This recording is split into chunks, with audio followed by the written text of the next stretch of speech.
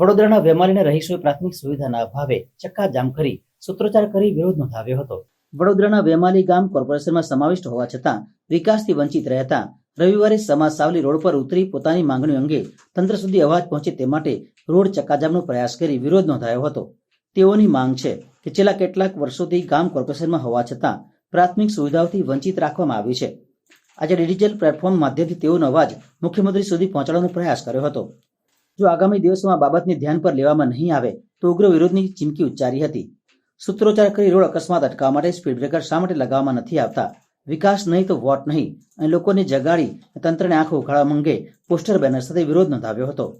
છેલ્લા 1.5 વર્ષથી મુખ્ય રસ્તો ન હોવાથી પણ તેઓએ ભારે વિરોધ નોંધાવ્યો હતો। જો આગામી દિવસોમાં આ બાબતને ધ્યાનમાં લેવામાં નહીં આવે તો ઉગ્ર વિરોધની પણ ચીમકી ઉચ્ચારી હતી। અકસ્માત તો ઘણા થાય છે, ગાડીઓ પલટી ખાય છે અને બાઇકો હા લગભગ 3 વર્ષથી સાહેબ મેં 2 વાર બચ્યો છું।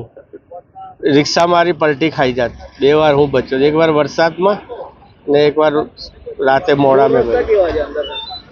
અંદરના રોડ સટા હાવ ભંગાર છે સાહેબ। જ્યારે પાણી આવ્યો તો તારે મેં 3 દાડા મારી રિક્ષા બહાર મૂકીને ને ઘેરે ચાલતો ગયો, આ ઘૂંટણ સુધી પાણી હતો। અને ભારતીય જનતા પાર્ટીના આટલા હજારો મતદારોની કાળજી રાખવામાં આવતી નથી, જેના માટે આજે એક જનજાગૃતિ રૂપે આ વિસ્તારના સર્વે સોસાયટીના પ્રમુખ મંત્રીઓ અહીંયા હાજર છે અને અમે આટલા વર્ષોથી ભારતીય જનતા પાર્ટીને ખોબે ખોબા મત આપ્યા છે, પાર્ટીની સેવા કરી છે અને સંપૂર્ણપણે વફાદાર રહ્યા છે, છતાં પણ અમારી સાથે આ પ્રકારનો અન્યાય થાય છે, જે કોઈપણ સંજોગોમાં આગામી ચૂંટણીમાં ચલાવી લેવામાં નહીં આવે।